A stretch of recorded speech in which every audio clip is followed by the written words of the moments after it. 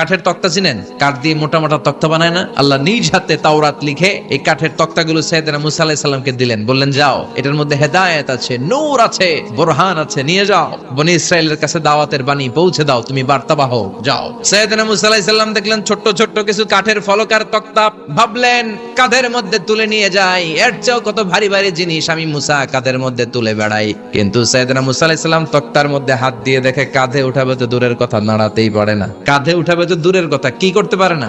নাড়াতেই পারে না। মুসা আলাইহিস সালাম ভাবলেন এদিক দিয়ে মনে হয় শক্ত, ওদিকে মনে হয় নরম, ওদিক দিয়ে ধরি, ওদিকে টান দেয়, ওদিকেও নড়ে না, মাঝখানে ধরে টান দেয়, নড়ে না। ঘটনা কি? এর চেয়ে কত বড় তক্তা কাঁধে লয়ে ঘুরি, আর এগুলো নড়ে না কেন? আল্লাহ জিব্রাইলরে বলেন না একটু হেল্প করতে। আল্লাহ বললেন যাও, তোমারে হেল্প করতে কইছে। মুসা আলাইহিস সালাম বললেন ভাই জিব্রাইল তুমি এদিক দিয়ে ধরো, আমি ওদিক দিয়ে ধরি। আমরা এরকম ধরে বলি না মারো টান হেইয়ো, এই দুইজনে হেইয়ো হেইয়ো শুরু করছে, কিন্তু তক্তা নড়ে না। মুসা আলাইহিস সালাম বললেন চলো পজিশন চেঞ্জ করি, তুমি এদিকে আমি ওদিকে, মারো টান আরো জোরে, কিন্তু তক্তা নড়ে না। মুসা আলাইহিস সালাম বললেন আল্লাহ জিব্রাইলের যে সঙ্গী ফেরেশতা 11 বলো না একটু হেল্প করতে। আল্লাহ বলে যাও হেল্প করে আস। এবার সবাই মিলে মারো টান আরো জোরে, গায়ে যত জোর আছে মুসা আলাইহিস সালাম তক্তা ধরে টান দিলেন। টানের চোটে প্রত্যেকটা লোমকূপ দিয়ে ঘাম বেরোতে শুরু করেছে, এক একটা টানে কোমরের রক ছিঁড়ে যাওয়ার অবস্থা, কিন্তু তক্তা নড়ে।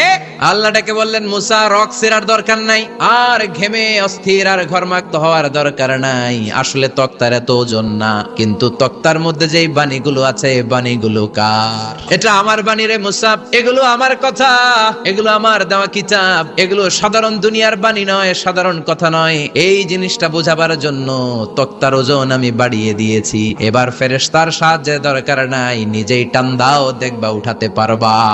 সাইয়েদনা মুসা আলাইহিস সালাম এখন দেখে টান দিয়ে কাঁধে নেওয়া যায়। সুবহানাল্লাহ পড়েন। এই যে তুর পাহাড় তিনি মুসা আলাইহিস সালামকে দিয়েছিলেন, যেই পাহাড়ের উপরে, পাহাড়টার নাম তাওরাত কিতাব যে তিনি দিয়েছিলেন, যেই পাহাড়ের উপরে, পাহাড়টার নাম কি? তুর পাহাড়। বিশ্বনবী মেরাজে যখন গিয়েছিলেন সাইয়েদনা জিব্রাইল এই তুর পাহাড়ে বিশ্বনবীকে নামিয়ে বললেন অন্ধকার ইয়া রাসূলুল্লাহ উদউল্লাহ, আল্লাহর কাছে দোয়া করেন। বিশ্বনবী বললেন জিব্রাইল দোয়া করলাম, কিন্তু কোন জায়গায় কোন পাহাড়ের উপরে আমারে নামালা?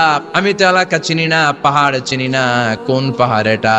সাইয়েদনা জিব্রাইল বললেন নবী হাদিহি জাবালু মুসা তুরে সাইনা, এটা আপনার ভাই মুসার পাহাড়, তুর পাহাড়। সুবহানাল্লাহ। এটার চূড়ায় বিশ্বনবী দোয়া করেছেন। এবং ইয়াজুজ মায়াজুজের আক্রমণ থেকে বাঁচার জন্য ঈসা আলাইহিস সালাম কিয়ামতের আগে সব মুমিন বান্দাদেরকে নিয়ে তুর পাহাড়ের উপরে উঠবে। সুবহানাল্লাহ পড়ে।